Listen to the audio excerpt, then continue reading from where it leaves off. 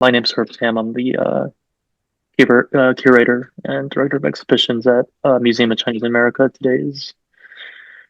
What date is today? February 4th, 2026. Yeah, and we're really happy to be interviewing um, Peanut Louie Harper and Marcie Louie today. So I think just first of all, if maybe we could start with Peanut, if you could just say your name and tell us where you were born and in what year and where you were born. Yes, born in San Francisco in 1960. I'm the youngest of five kids. Marcy is the oldest. Um, and I guess I wanted to.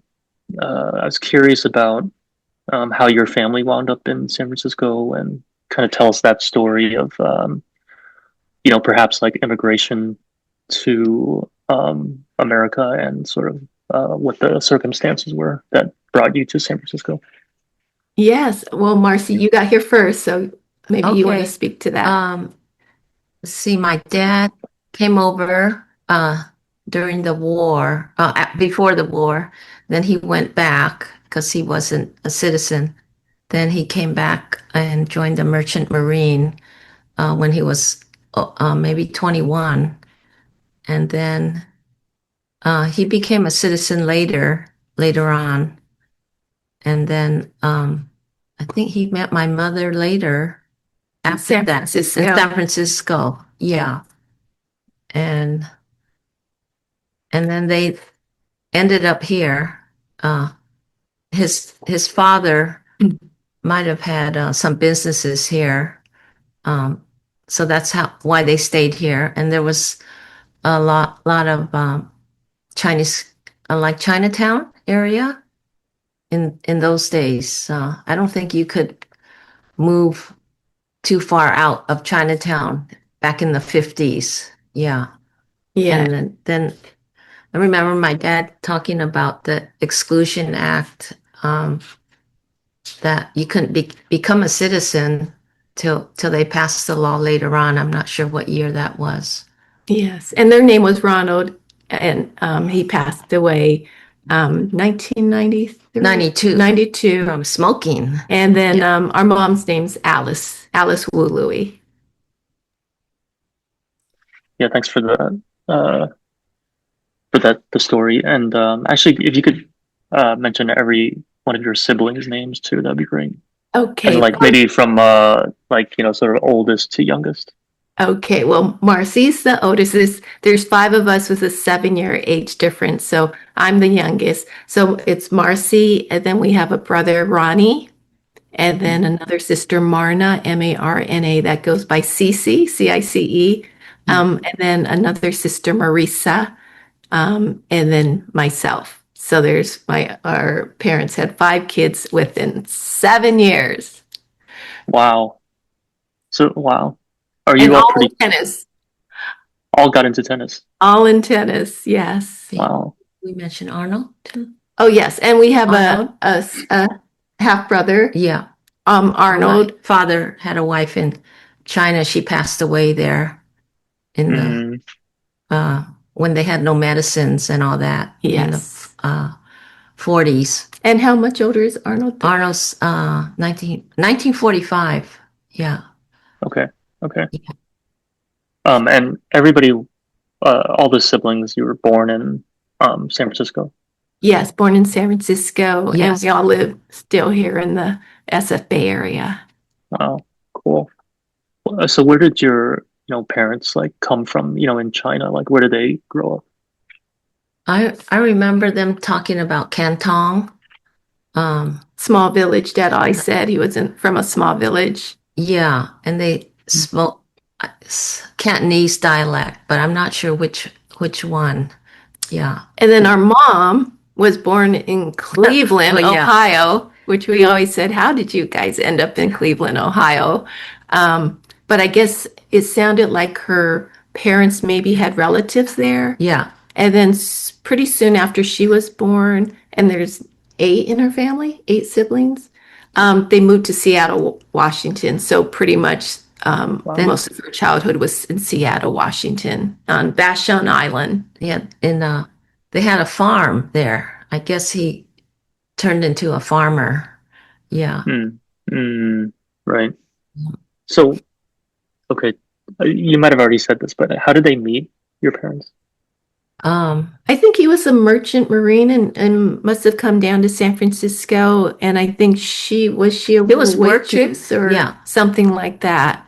I think she Yeah. was working at either a restaurant or I'm not sure exactly. I only heard it from one of my aunts. Yeah. And my mom's sister, that's 2 years older than her, was also a top tennis player, has a lot of national Oh, titles as a senior player, and very well known in Seattle.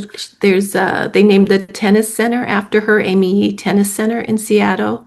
oh, that's So, your So mom's older sister. yeah, my mom's older sister. Yeah, and Oh, my mom's the only one out of all her siblings that moved out of the Seattle area to San Francisco. I see. Wow. Um, your parents, did they, I'm curious, like, how they communicate with each other. Like, do they speak English, Well, or Chinese? our dad had broken English because primarily he spoke Chinese, and then my mom's Chinese wasn't that great because she's born here. So I know our dad always said her Chinese was bad. But and our dad, spoke good enough English so we understood him, but I would say it was mostly kind of broken English. yeah. As we lived here longer, and when he got out of the merchant marine, then pretty soon he was fluent. By the time we were little, Hmm. yeah, yeah. We hear it every day. Uh-huh. And he liked to sing, so that's Oh yeah. he taught himself English by singing, show tunes or Frank Sinatra. Perry Yeah, Como. he had a great singing voice. Wow. Yeah, that's really cool. So he didn't go to school for Oh, he did. English, or he No. did. Yeah, he did. He went Oh, to school in Alameda, either grammar school or junior high. And then, I don't think much further than that, though, right? yeah, then I think hmm. the war broke out. Then he had to go back to China. Yeah, he couldn't stay Oh, here. I just wanted to ask about your dad and why during the war, he had to leave the U.S. and go back to China. Just what was that reason? He might have, he was like under 21, so he was a minor still. So I think his dad uh, took him back. I don't know the exact reason. Yeah, Okay. Yeah. because he couldn't be drafted as a non-citizen. Yeah, I'm Mm, not sure. okay. I Yeah, just we know kind of that, never knew that history. yeah, he he just said he went back and forth uh, when his dad uh, Mm, took him, and then they came back several times. Yeah. mm. Do do you talk to a lot of like from that era? Like that's the same story, kind of, sort of people when our dad's age. Was it the he was born in the Ye 20, Yeah. 1920s? yeah. You do hear more. It's like surprisingly, there are a lot of people who did go back, to China during that period. Slightly before, I feel like when China's like new, republic was like very young, and there Hmm. was like, maybe more opportunity there. People would go back for opportunities or to reunite with family, like when the new government had taken over China. Hmm. So you did see that, yeah. In terms of like during the war, there was some of that too, because like, China, the military there did, I think, well, there was like definitely collaboration between like the two, like the U.S. military and Chinese military. So you did see some people from here going back there to work. Uh, Um, Probably not your dad's case, but yeah, I'm, curious about. that story. Yeah, whether it related to the Exclusion Act and the sort of like whether you're sort of like what your dad's kind of like immigration or status was at that time. You know? Yeah, Yeah, I no. kind of recall I asked him about World War II when he was over there then, and Mm, I said, weren't the Japanese there? And then he said they were in the big cities, but they hadn't gone to the small villages yet. Yeah. I see. I Uh, see. I read about some of the, things that happened. Yeah. Yeah. So your So dad was pretty open about sharing like his kind I of never personal heard it, story. but Marcy probably heard more I of asked that. him one Yeah. day, and Mm, then when he came, when one of the trips, he said he was stuck at Angel Island for a couple months. Uh, mm. Now you're bringing up that subject, and he played with a lot of the kids at that. He was stuck there for a couple months. Yeah. Do you know how old he was when? Yeah, I think he said he was about 13. Wow. Yeah. So was that his first time entering the U.S.? It could have been. Yeah, because Right? he went back and forth a couple times during that 40s. There Huh. I don't know. And another story he told me, he worked as a soda jerk at the exposition on Treasure Island. Hmm. Yeah. And there's a place called Fong Fong on Grant Avenue. There's a picture of him wearing Really? the white hat as a soda jerk on Grant Avenue. That's a famous ice cream place. It's no longer there, but that was a great ice cream place in Chinatown. Really? Wow. What is a soda jerk, by the way? They do The the fountain and fountain. Okay. milkshakes. Okay. You're too Cool. young, Herb. No, I've heard the word. I think Oh, I knew. I just Jake, wanted to have you heard confirm. of that soda jerk? I've No, actually never heard of that, no. Oh, I haven't heard that phrase in a long time either. That's funny. and my dad said at Fong Fong, Yeah. all the girls used to come in after school because he was the best looking. Your dad God. seemed like a cool guy. Yeah. Yeah, yeah. He was a funny guy. Yes. So did you all live, within Chinatown, or where did you live? Do you No, remember? See, it's a neighborhood just kind of when you, outside of Chinatown, yeah, where up the it's hill. called Russian Hill, and most of Okay. in the 50s and 60s, most of the Chinese lived in that area, like their Mm, rentals. Yeah. mm, The outer parts of San Francisco, um, it's mostly white people back then, 50s, 60s. But our Yeah. dad's mom, our grandmother, and his two sisters lived in Chinatown. Small apartment, you know, one of those typical, real narrow, very small apartments. So they lived there their whole lives. They weren't fluent in English, and Yeah. they on the first floor of that building was a sewing factory. mm, Everybody mm, sewed, and then they earned their money like that.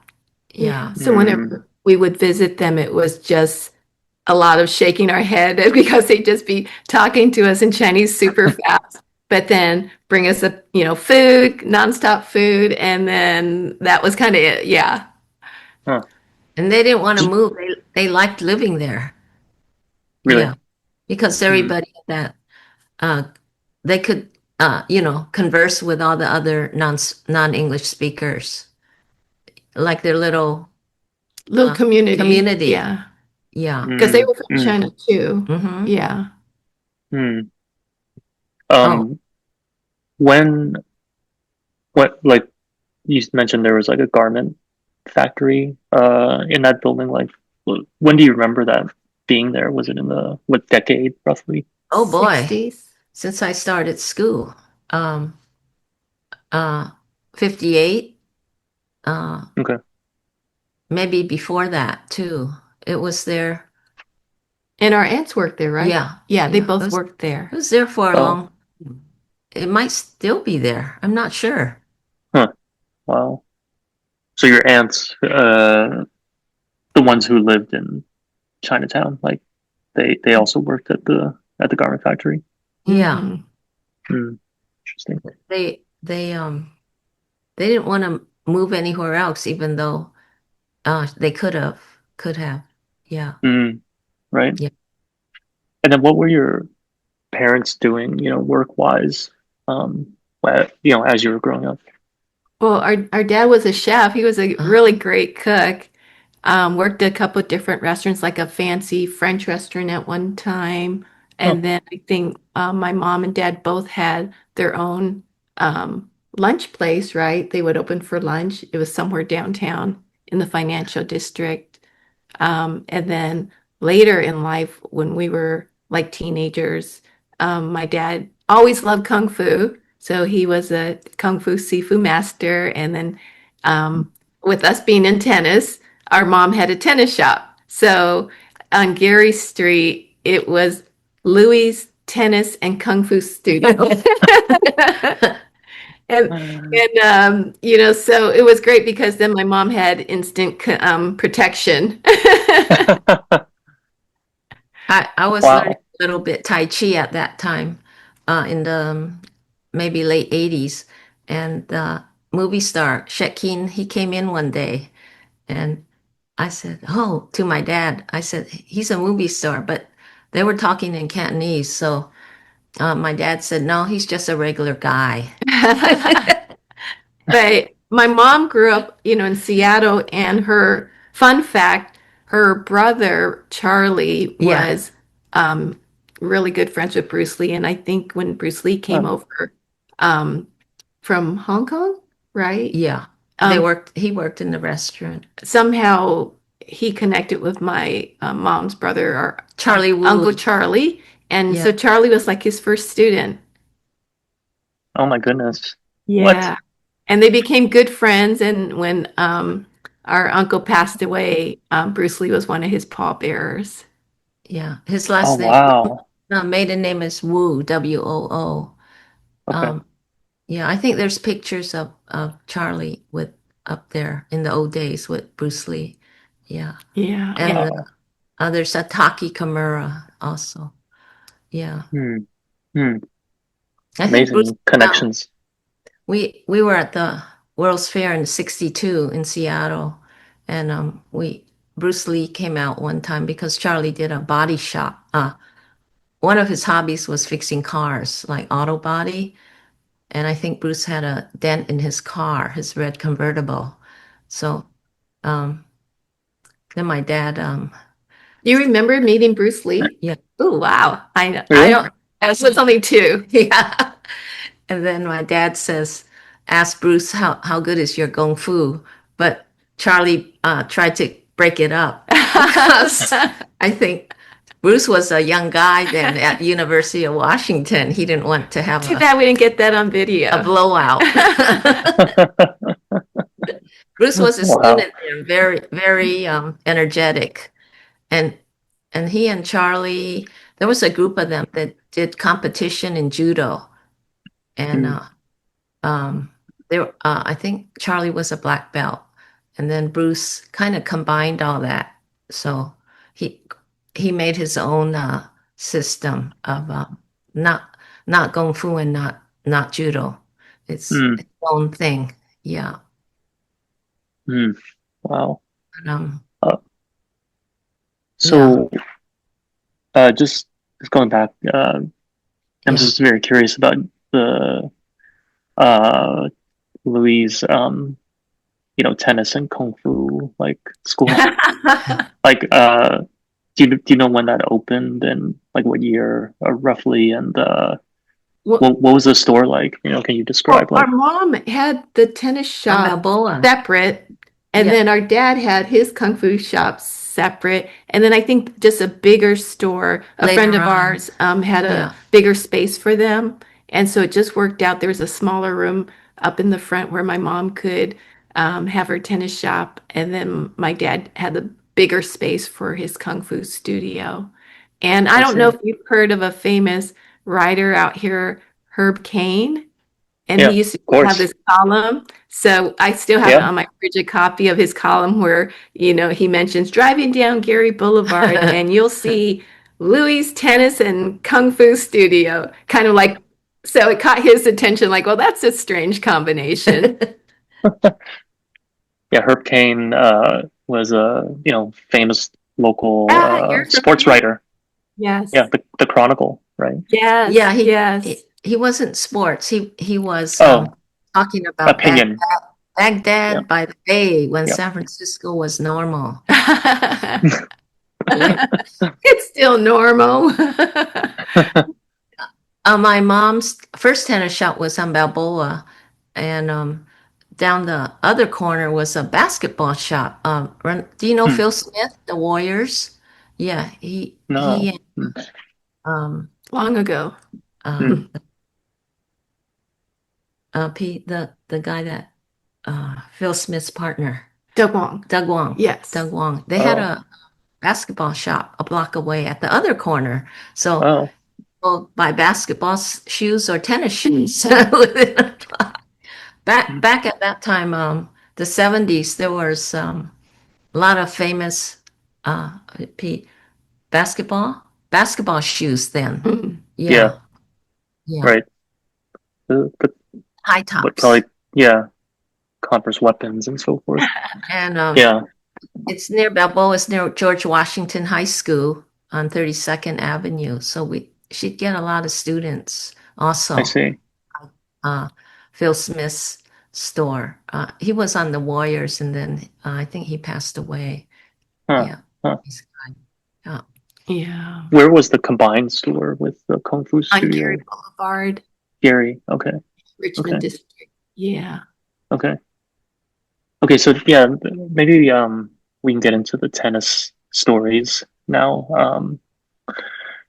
Yeah, we're very curious how you got into tennis. It seemed like it ran in the family a little bit, but yeah, I guess tell us how you were like introduced to the game and sort of your path uh, from there.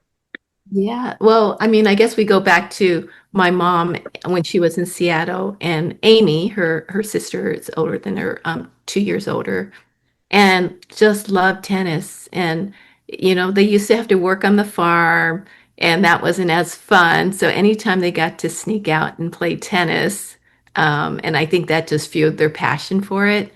And so Mm. when my mom moved to San Francisco and, and got married, they're having kids, she loves tennis, never played competition or anything. And then got Marcy started, in the Mm. game at the age of what? Uh, 5. I think I was in kindergarten.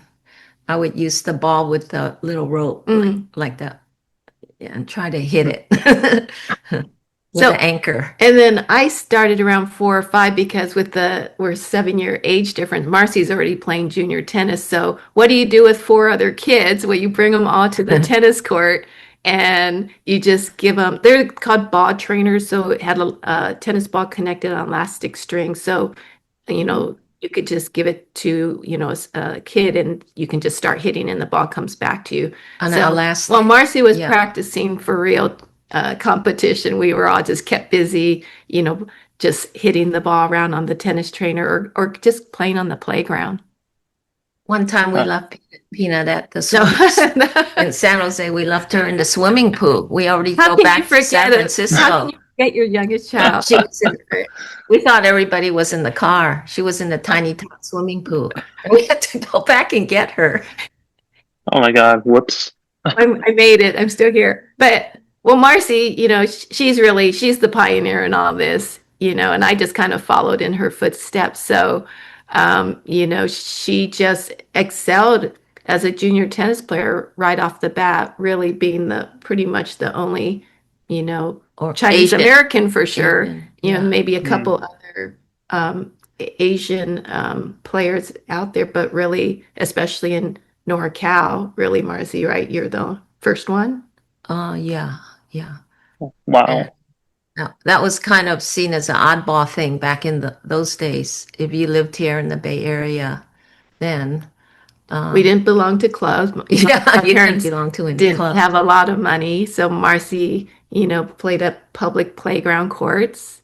Oh, then I Mm. started Then tennis. yeah, then Yeah, she was it's kind of a 9. tennis prodigy. So there was a famous tennis coach, Dennis Vandermeer, and he taught at the Berkeley Tennis Club, and somehow he found you to offer her free tennis Oh, lessons, no, there was right? Whoa. I played a lot at Lafayette Park, on where's Public Lafayette Park, court, P? public Lafayette Park playground. is Doesn't yeah.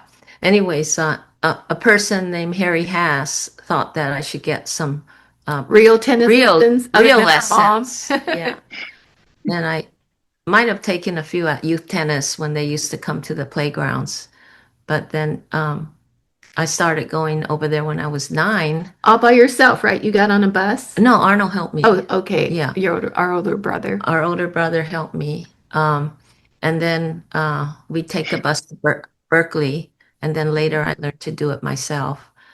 And Which is crazy. Could you imagine you were only yeah, 11 or so 9. taking the bus You by would, yourself? wow. Could you imagine? Berkeley, as in like across the bay, By Berkeley. the Claremont Hotel, you take the e-bus. Yeah, the Yeah, Berkeley Wow. Tennis Club is pretty historically, and for tennis clubs, I think one of the most the famous. stodgy Yeah. around here. Yeah. I see. And then I was working with Dennis 9 till about 16. Yeah. And then Dennis had a lot of business things. Was it Vandermeer Tennis University? So I Hmm. didn't see as much later on. Yeah. But then Wow. So Marcy, you turned pro Oh, no. after 18? Yeah. Not till Okay. 18. So 19, what year? 72. 1972, she turned pro on the Virginia Slim. 1972. Yeah. It was only the second year of that tour. Yeah. Okay. So Yeah, I kind of want to get into the details of that. Just the back then, the way the tours were structured and mhm. what it meant to go pro, et cetera. But I guess before that, so before you kind of were offered these free lessons at Berkeley, was it your mom that was kind of coaching you and teaching you, kind of tennis fundamentals? Uh-huh. She Yeah. taught us all. But Marcy, you went to Golden Gate Park first, right? Yeah. And then Well, that was later. I played at Lafayette uh a long maybe the Peanut was a baby, so she didn't play then. Hmm. But me and maybe Cece played a little okay. bit, maybe 4 or 5 years at Lafayette Park. Yeah, We were living on Pacific. yeah. Then Yeah. we moved in 1966, 66. and Golden Gate Park was closer, so we would go I out to see. Golden Gate Park when they had 21 tennis courts, and I so see. that's where pretty much we all grew up playing tennis and learning Hmm. free, free to play. Our mom Yeah. would drop us off all day after school, and we'd stay there till night. Um, I mean, who would you play against? Were you playing like sort of? Everybody, anybody and Okay. everybody. You know, So old, whoever was there. beginner, advanced. Wow. It was great because there were a lot of families out there at that time. So it was kind of just our, little community, and, very safe for, parents to leave the kids out there because we're all together playing. And back in the 70s and late 60s and 70s, there was a lot of that was the tennis boom then. Yeah, before all these Hmm. extreme sports. So a lot of the players were very, very good. Yeah, a lot of Yeah. tennis history out there too. It's like Don Budge and was Hmm. it Margaret Osborne or DuPont DuPont, and Hmm. Tom Brown. Tom Brown. So a lot of older Yeah. tennis legends had, already played there. Rosie Casals. Yeah. Oh And yeah, I know that name. Yeah, but no Asian Americans of that like level that you would Just look up to, or Marcy. no, Marcy. they had a tournament called the Chinese Nationals, right, P? Yeah, I remember. Played in the heart of Chinatown. Oh, Yeah. It's, a older lady, she was named Helen Wong. And the Chinese playground, her brother, it's called Woo Woo. He was a basketball Willie star. Woo Willie Woo Woo Woo Wong or Playground. something like Hmm. Yeah, They they renamed renamed it. it after her Oh, brother. He was a But basketball player. I think he was a I pioneer think basketball Helen player. okay. Wong played during the time of my aunt, Amy Yee. Yeah. Hmm. I played her Okay. when I was little and she demolished me. Well, the WTA didn't start really till Till later. 1973, Uh, right? yeah, when they had Yeah. a ranking system. Yeah. It was still in Hmm. the early stages because they had trouble with the Virginia Slims was a smoking, so they had to change sponsors later if they're advocating good health. Yeah. Right. Right.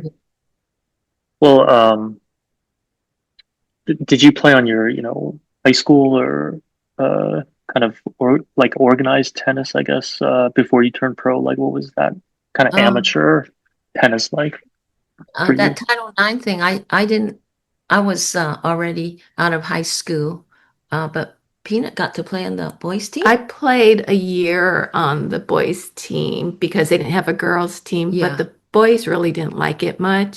So it was a I 1 year remember that. experience. So that was good for me. And most of the guys anyway in high school didn't really play competitive junior tournaments. So um, it was good to try 1 year. I think my older two sisters, Marisa and Cece, also played on the high school boys team. Hmm. And they both played for USF, and our brother Ronnie did too. Um, Wow. so, I think 1 year my sister Cece said she played a big tournament and she was the only girl she had to play against, like a good Stanford player. So she said that felt a little awkward, but they didn't really have that much even college competition for girls then. Yeah, Hmm. all this men and girls sports and girls and men's sports now. They didn't have that then. It was kind of unheard of. Yeah. Yeah, And Yeah. back when yeah, we played too, college tennis wasn't that yeah, strong. So if you yeah, were doing well in juniors, you kind of, well, Marcy, we didn't have this until, Marcy and that generation, there was pro tennis, but, yeah, in my era, like all the top juniors, you didn't kind of go to college because the tennis level wasn't as strong as Hmm. juniors, really. So if you wanted to try, and have a career in tennis, you just went straight from juniors to pros. I see. Yeah. Um, I want to see if Nick has any questions at this point, because but if not, it's okay. Nick. Yeah, I'm actually, yeah, Peanut, yeah, you mentioned competitive junior tournaments. Were these USTA run like junior open tournaments? Is Yes. that what that was? Yeah, so it was funny actually where our age difference from our of our siblings, we're like 2 years apart. So at times I would play the tens and my next sister would play the 12s, the next one would play 14s, and then Marcy, 16s or 18s. So it was kind of cool at sometimes local tournaments that we swept every age division. So Wow. that was, yeah, and then Yeah, some we overlapped and played the same age division, so that wasn't fun. But yeah, it was on USTA NorCal local tournaments that you played, and right. then there were bigger tournaments that you would play during the year, and then they would send the top three, four juniors from each section to nationals. I see. So another kind of fun fact is kind of crazy when you think about it. So Marcy won national 12s, and then Cece, a sister 4 years younger than Marcy, she also won national 12s, and then I won national 12s. So it was kind of neat that we have that in common.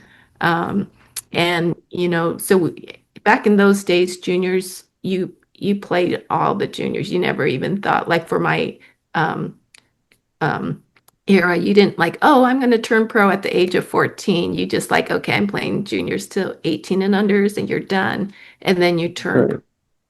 Um, but the competition was really good, and not until Tracy Austin kind of turned pro Hmm. early, that's when it started being some, a thing where, oh, okay, well, if you're good and you're younger, it makes sense to turn pro earlier too. I see. Yeah, I'm curious, sort of what the, I guess, standard, so to speak, of, what sort of accolades you would need to collect as a junior before the decision to turn pro, really became realistic. Yeah, I mean, it's pretty for me. I mean, Marcy, did you want to talk to that first? Like, Yeah, I think you had to win the state and forget this. The city didn't have much, but Mm. there's a Cal State tournament that's a big Mm. deal then, and the Burlingame, the national hard National Hard courts. Courts, that's a big deal. Yeah. Yeah. And then nationals. So that's where, Then if you were top three or four, right, Pete? yeah, They have also a team championships that you would go to.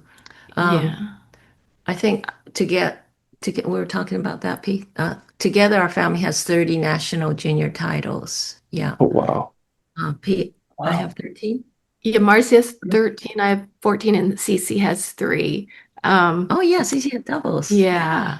But criteria Wow. wise, I mean, I think Yeah. just for your own confidence, like if you were like a top junior NorCal, and then like, okay, that's pretty good. But then you go national, then you're thrown in with all the top players from other sections. Right. And if you're top 4 out of that, that's kind of you feel good. Okay, I feel like I can try the pro tour Mm. and see if I can, get my foot in the door and get a ranking. Even top 10 in the country as a junior. I mean, pros is so different. And Mhm. when I turned pro and I had a really good junior career, you didn't lose much. And then you get to the pros and you lose first Mm. round for a while. It's just like, what happened? So that was kind of like, whoa, okay, this is different. And you just Yeah. have deep appreciation of how good the pros are. And they're playing on different surfaces Yeah, that different you're not familiar surfaces. with. Yeah. Right. Um, but yeah, it's tough. There's no guarantee for sure. And, but Yeah. there really wasn't that college um, option like, oh gosh, should I turn pro or should I go to college Mm. like there is now? And Right. and to education was important, especially to Asian families. But it wasn't like now the pressure, like you got to go to college, you got to go to college to get a job. So we didn't kind of have that pressure, which was nice. And then for me, it really helped that Marcy really kind of paved the way where I just followed what she did. And, my early years as a pro, she helped me with everything, entering, doing the entry forms. Even before I turned pro, I played some pro tournaments as a junior. So I just followed Marcy. We played the US Open. We took the subway to the Forest Hills, Yeah. stopped at a sandwich place, so I just followed her. I really didn't have to. So it was easy. It's amazing. Yeah, one more question. I guess in terms of like this bridging between junior and pro, how did you initially qualify for pro tournaments? Was there like a challenger circuit where you would have to, gain some points to then qualify, or were there wild cards or a mix of both? Kind of a mix of both, but it was pretty much there was the Avon Futures that Yeah. was kind of before the main Virginia Slims, which Marcy was on. And so if you had no ranking, that's what you would enter. And I um, see. maybe as a top junior NorCal, I got to play in this Avon Futures here. Uh-huh. And then I won it, so I got some points, a ranking, and Wow. then you could play another maybe Avon Futures, and then win some matches Mm. and get a ranking and build your ranking up that way. I Um, see. I feel like I kind of had to do it that route. I didn't get that many wild cards in the beginning, but it's kind of better because you feel like you're earning it. Yeah. But Marcy, I don't know, how did you have to play qualifying Yeah. events? And in my first tournament they had a Virginia Slim San Francisco, that first tournament. I had to go up to do qualifying in Lake Tahoe. Oh, wow. Mm. But first you have to get accepted into the qualifying too. You have Yeah. to have some kind of points. I don't How'd you do in that tournament?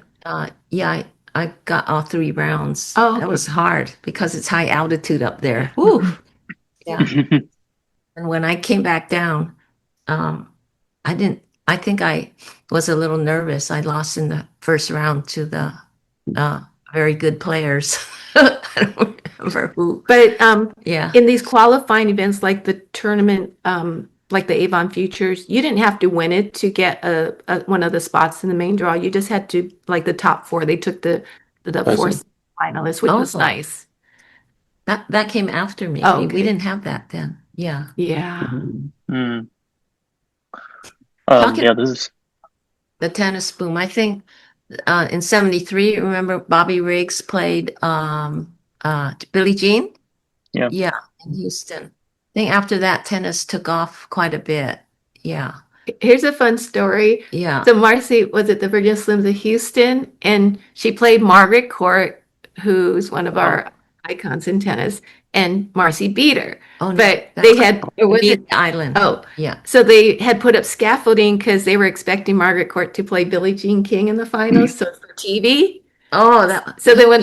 That was Renee Oh, Richards. no, it was Margaret Court. You beat I beat Yeah. Renee Richards. Margaret Court. Wasn't that the story? No. The cat scaffold. That They was- took it down. Yeah, because they wanted Renee Richards to play. It was Renee Richards? Yeah. Yeah. Oh, I thought it was Margaret. No.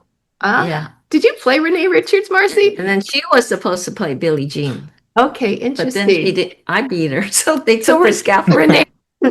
Renee Richards was my first pro match. Oh, Yeah. So that was 1977. 78. 77, Yeah. 78. Do you guys know who Renee Richards is? I know the name, yeah. Margaret Court I know for sure. But do you know Renee Yeah. Richards, Nick? Renee Name Richards. might ring a bell. Not as much as Margaret Court, of course. She had an operation, but she was a guy, and then she's an eye surgeon, and then she had a surgery to Become a a female. lady, female. Oh. Uh-huh. Yeah. Oh, I didn't. Yeah, okay. Martina Navratilova's coach after that. Yeah. But she's a Wow. surgeon in New York, I think. Yeah. Uh-huh. Very nice Oh, lady. wow. Really? Wow. So fascinating. Yeah. I mean, what was your for both of you, like your kind of most memorable moment being a pro? You know, like maybe like the greatest victory or just a very memorable moment in your career. You can go first. Yeah, let me think. Okay. One year I played Canadian Open in '75, and then we did a tournament there right after that. And was that my first visit? Yeah, to Japan, Tokyo. I couldn't believe the people there. They're all shouting your name. The Japanese audience. They're different. Yeah, that was kind of a great Were you moment. surprised that they knew your name? Yeah, they call me Marcie-san. The whole place. Yeah, we were there with Yvonne Goolagong, Margaret Court, Chris Kemmer, and German players. Yeah, but it was quite exciting. Yeah, because I didn't think anybody knew my name and knew me there. Yeah, Marcie-san. Yeah. Marcie-san. The Asian crowds are a little bit different. Yeah, I mean, gosh, so many great memories, but whether it was, my first Wimbledon, but I had played junior Wimbledon and then the main draw too. But I also have favorite memories just from, I remember it because of the families I stayed with. They used to have housing for players. And so a lot of my favorite memories are just remembering, the families I stayed with and became lifelong friends.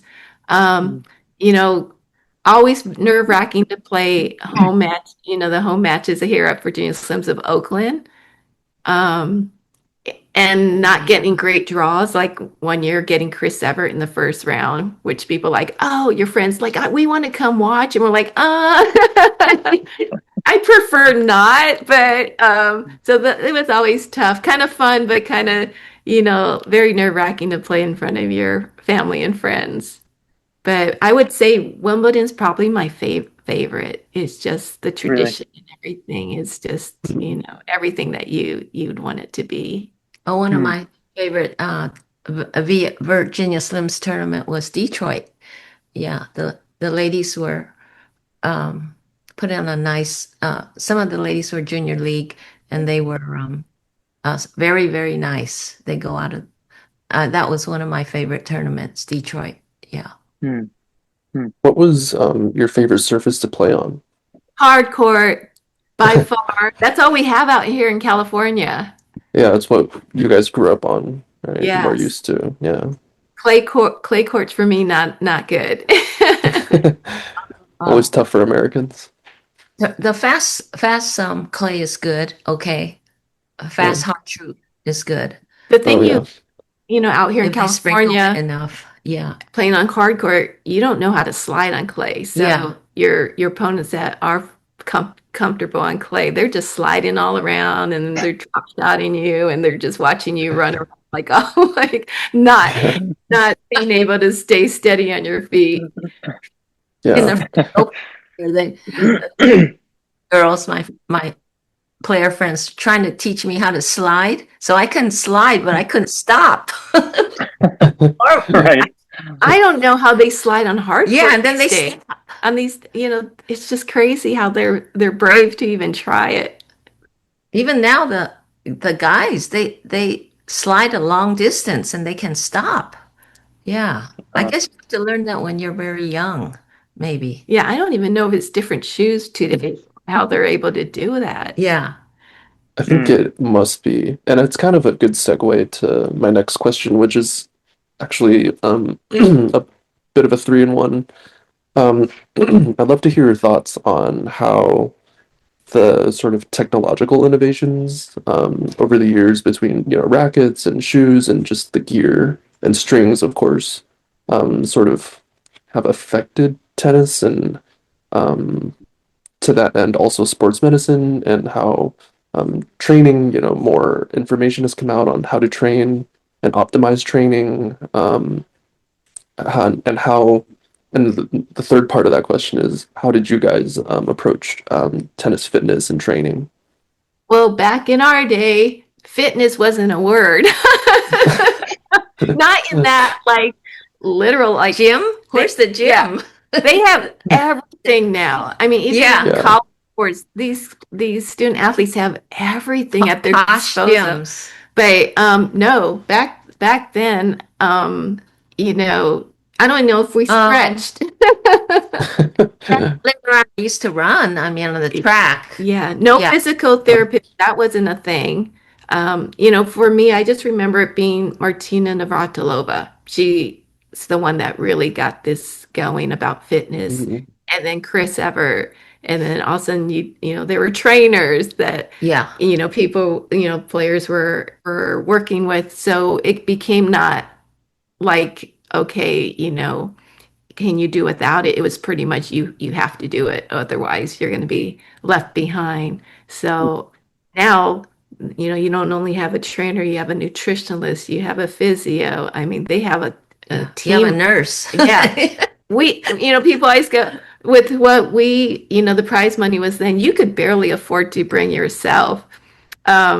And Marcy has a good story about that too, because I think the original nine that year that they got together was it 1973. I said, Marcy, why weren't you there?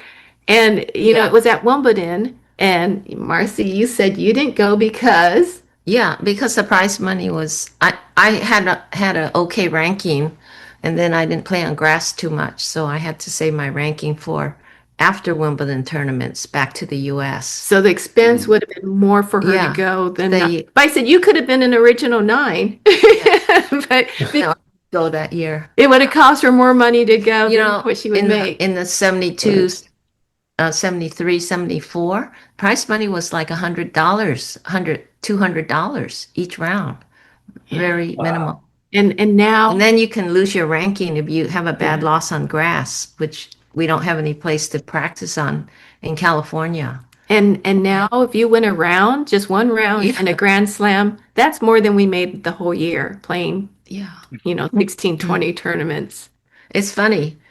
Sometimes you see these younger, new players having all these temper tantrums, and they really have it very, very good. Yes. They owe a lot to Billie Jean and Yeah. and the original nine for sure. Yeah. What do you mean by original nine? Oh, well, the original nine was the group of players that signed the first contract With Gladys For- Hellman, for $1. And then they were gonna start their own tour. 73. Yeah, Yeah. I 1970. think the men's had their own tour too. Jimmy Connors had his own tour, and the USTA had their own tour Yeah. because Women were being Yeah. paid 12, I think the men were being paid 12 times more than the women. And they would play like joint tournaments, and there's such a big discrepancy. yeah, So, Billie Jean and this group of core, players, they said, we're starting our own tour. And so the meeting, I think it was during, it was, Wimbledon yeah. in 73. I wasn't And they there. just Yeah. gathered players that were there, and the original nine are Billie Jean King, Rosie Peaches. Casals, Julie Hellman. Julie Peaches. Heldman, Nancy Ritchie, Judy Dalton, Barkowicz. and who else?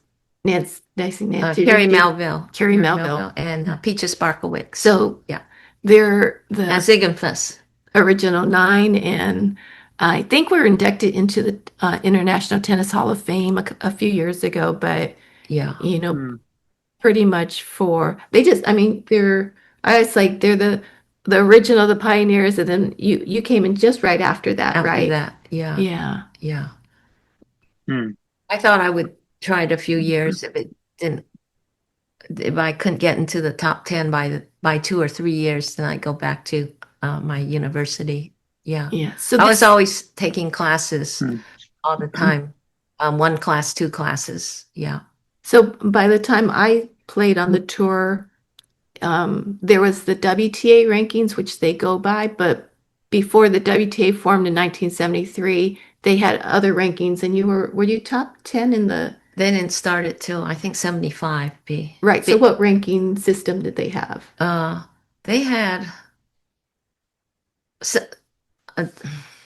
Van Allen, something other kind of system. I don't think it was Van Allen, but they had a WTA ranking system, but it wasn't like the real Formal. yeah, like on a computer thing. But Yeah. you were like top 10 or top something, Yeah, maybe right? for a little while Before the little while. WTA Yeah. official rankings came out. Then they had at the end of the year, like the men have now, they have the top 16 in a Virginia Slims playoff. So I made that, I think, 3 years to Wow. 16. Wow. 74, 75, 76. Yeah. But yeah, after that, I had some injuries. There's a lot of young players. Peanuts group came up.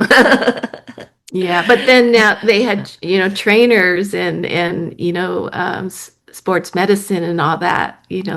That's wasn't around when you started, right? Oh, we had like Connie. Oh, She was okay. PT. Okay, But she would help you after you got injured. But there's nobody to all this help you preventative. There's no prevent it. preventative stuff. Yeah. Yeah. No K-tape. No. Right. No. Like sports now is big business. Back then, if you were a girl, that was like I met some people that I used to play at Golden Gate Park, and they used to see me practicing every day. And then I saw him later on, later years. They saw me at a tournament. They told me, "Oh, I didn't think you would ever be any good." They told me that. Yeah, because Wow. I didn't believe women should be in sports at all. Yeah. I didn't get What so about that, I guess 7 years later, right? This things changed. So like she Yeah. had a lot more, things she came up against by the time I got there, right? Life is much easier because of what, people before you had to go When through. when you Yeah. were Asian, some of the people at the tournaments, uh, this what I remember when I was in the juniors, they would say, "Why don't you go home?" Stuff like that, because Mm, they didn't. Most of the other players are all players. Yeah. mm, I couldn't To, imagine to me, someone saying that. I thought the That guy would was be- crazy because I didn't know that was a racist thing I mean, an impolite thing to say. Yeah. right. I just said, So, "Oh, crazy Peanut, man." you never faced that kind of No. attitude. No, it's Mm. when I hear Marcy tell those Oh, stories, it's just like, wow, that's why I just it's like like he made it easier for me to be able to pursue the career because, like just Mm, the things she's had to go through. like being a World War II vet. You just block it out of your mind until it Yeah. it pops up yeah. these days, and you have to remember it. And Yeah. and not to go Mm, too deep into it, but she had things happen to her where like she was the top junior in NorCal, and so in the 18s, and the top junior, would be sent to play junior Wimbledon, but she got passed over for a player that wasn't ranked as high as her because Marcy was Chinese Asian. American Yeah. and the other player wasn't. And so, I can't imagine that happening. If you're So the number one player in NorCal, you should go represent the US and play junior how did you Wimbledon. feel about that, um Marcy? oh, I just You accept it? yeah, I just Yeah. said, "Oh, that's kind of normal." Yeah. I never lost to that person they sent to Junior Wimbledon. So when Peanut talks about Junior Wimbledon, I don't even know what that is. Yeah. I was never invited, Yeah. even though I should have. Right. I earned it to go. But back Yeah. then, if you're going to protest, who do you Yeah. protest to? And it's all Mm, rigged. It's a rigged system. So I yeah. did get to play junior Wimbledon twice, and I was runner up one year, then lost in the semis the year after. But I just when I think about it, it's just like, and then hearing Marcy's stories, I'm just like, wow, how could that even happen? It's pretty black and white, especially when you have rankings, who gets sent, but and it's only 7 year difference, but what a difference that makes in just how, things improved. Yeah. Um, I know it's 2:05 right now, and I actually have to run in 10 minutes. So Yeah. Okay. I'm really sorry. I Oh, really no worries. would love to keep this going because it's so interesting to me. But a couple questions to kind of close it up. Could you just talk about like I guess how your careers kind of wrapped up as professionals, and then kind of what did you kind of stay in the game afterwards, being involved or working in the game? Go ahead. Oh, okay. I think I got some injuries towards 81 and 82, so I stopped playing. And then um, I was teaching tennis a little bit at the San Francisco Tennis Club. And then after that, um, yeah, I said, and then I think I hurt yeah, my neck from serving a lot. So then I didn't want to teach and keep injuring myself. So I just got a regular, don't say the company fee, just working at a easier thing than But you did less teach physical. tennis a little Yeah, bit. yeah, Yeah. yeah. Some clinics at the club Yeah. and some privates. Most Yeah. tennis pros, when they retire, they're done. Nothing, they don't even pick up a tennis racket to play for fun. So, but I still enjoy playing, getting out there once a week. And when I retired, and I had two kids, and then my husband and I, we did a graphic design for a little bit. And then I fell into this amazing opportunity to do a children's book with Coach John Wooden from UCLA. And What? yes, yes. God. Inch and Miles, The Journey to Success, and this pyramid of success. Wow. And so long story short, my husband and I started a children's nonprofit, Harper for Kids, in 2008. And so we're Wow. heading into our 19th year, but we use his Pyramid of Success as a core of our character education program that we provide for free to schools. So that's what I'm doing to current day, and we love doing this and helping kids just, figure out how to be, the best person that they can be and how important, having good character is. I feel like, Asian families especially, is very big on respect and manners and just being polite. And I feel like these days for all parents, right, life is busier, crazier, so much more pressure that maybe sometimes those values get lost. And so we're hoping, just helping kids remember to think about, are you being a good friend, are you working hard? Mm, If you're familiar with Coach Wood, and his definition of success is pretty powerful. And it's not about things and results and, things you can't control. It's just about just trying your best, right?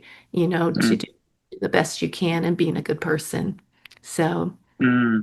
Wow, I that's feel, amazing. we're still very involved with a lot of our WTA friends and family. They've been very supportive.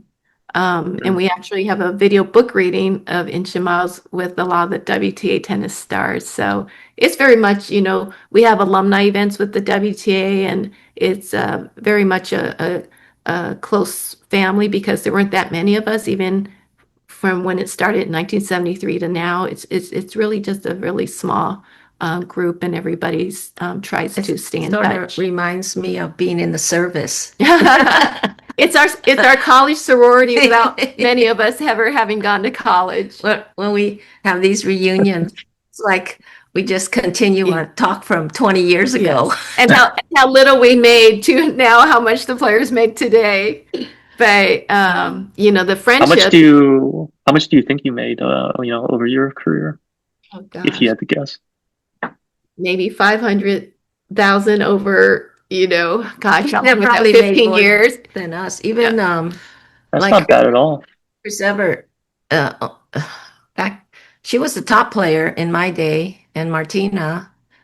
And sometimes the first couple of years, I would think 100,000 was a lot in the 70s at the beginning. Yeah, not a million. We're talking 100,000 for Yeah, for one in the world. Yeah. So Yeah. right. it's come a long way in all these That was years. the slogan. We've come a Oh, long way, yeah. baby. But you know what's really cool? I mean, Billie Jean is still out there promoting, fighting Yeah. for women's right, and she's so excited. They're all very excited about even, the players being able to make all this money, and women's professional sports being, I think, the highest paid athletes for women. So it's thanks to the pioneers that and Marcy and all the ones that came before me, why I was able to have a career in tennis too. Mm, yeah. Um, so, we're in New York and, you traveled here to play in the US That's so Open. bad. Yes. Yeah, both of you did, right? Well, Marcy Forest Hills first, right? Yeah, it used to be at Forest Hills. Yeah. yeah, but you Mhm. also played at the in Flushing at the tennis center where I it's at think it now, was opened. I was playing there a couple years. Yeah. right? But it's changed so much. I probably doesn't even look like what we used to go When's the to, last time you were here for the God. tournament? maybe 2018 we went back and saw it. Um, Yeah, a lot of changes the last few years with new courts, new kind of just fan offerings and yeah. experiences and stuff like that. It's you'll be amazed how much has changed. Yeah, I mean, they say that about Wimbledon too, and I just I haven't gone back there since I played, and it's I'm kind of glad I have in my mind, my memory, like what it used to look like, because they've really changed it out there, and that was part Yeah, of the charm, right? And now they have to modernize everything, just because they have to make it bigger and better. So I'm sure it's exactly. amazing. Yeah.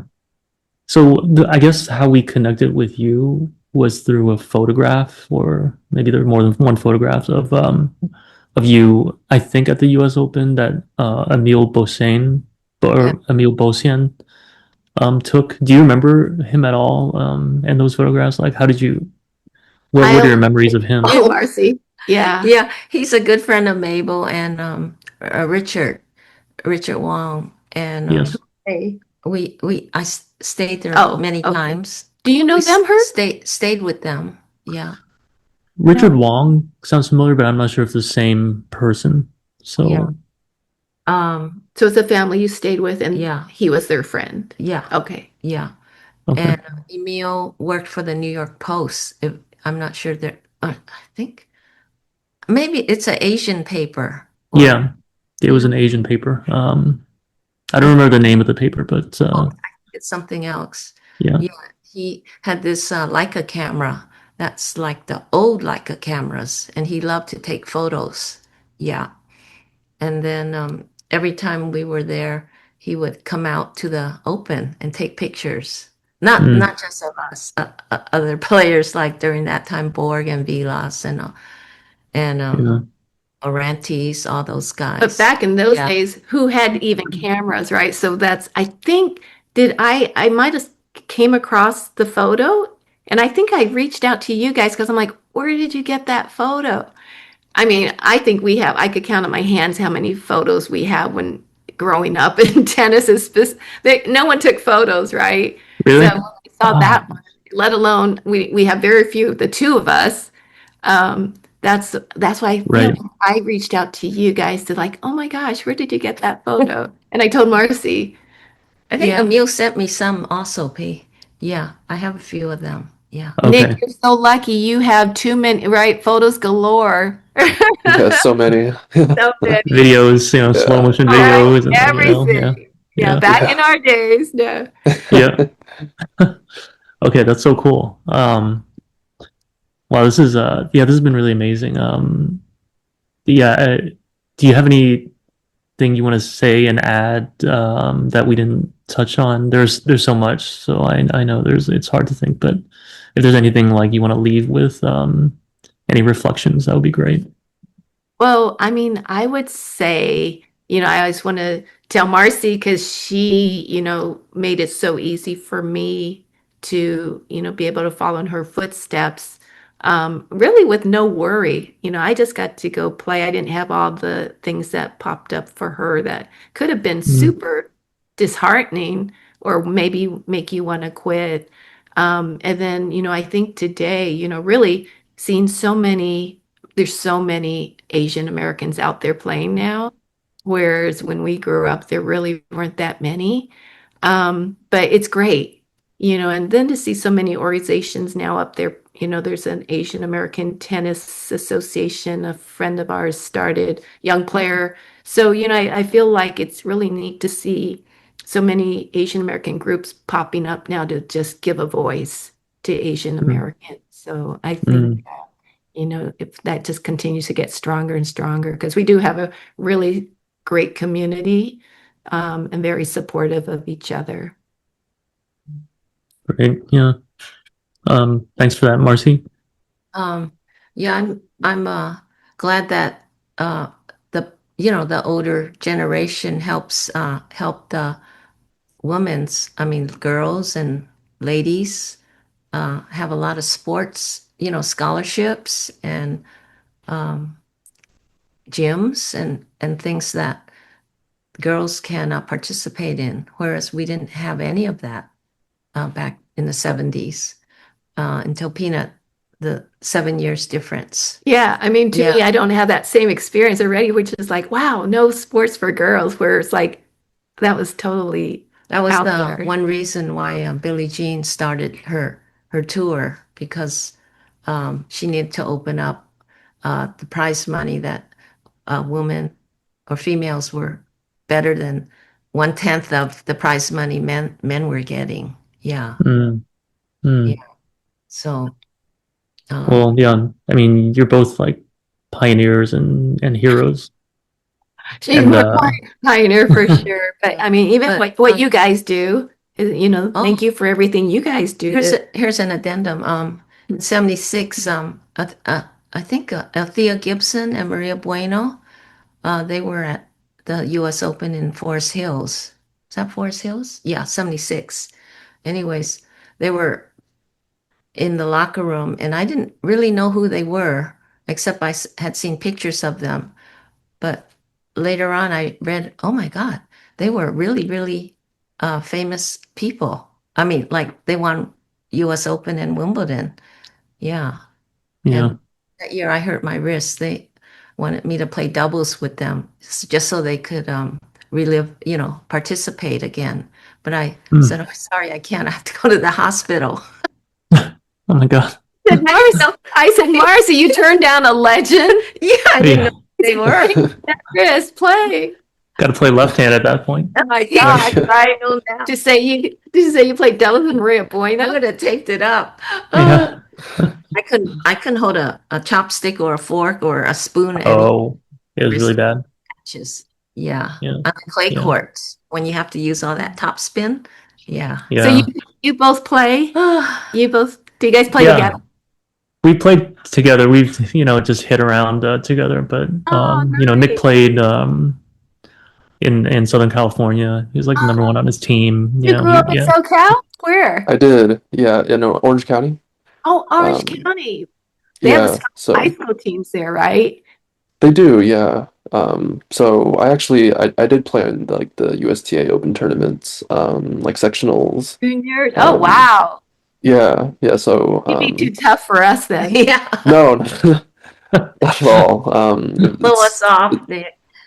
No, it's definitely like such a treat to be able to chat with you all and like hear your perspectives on tennis and just what you all had to go through and your journey to becoming professionals and your experience on the professional tour um, and sort of being able to compare it to very sort of anecdotally to my own experience. It's been a real treat.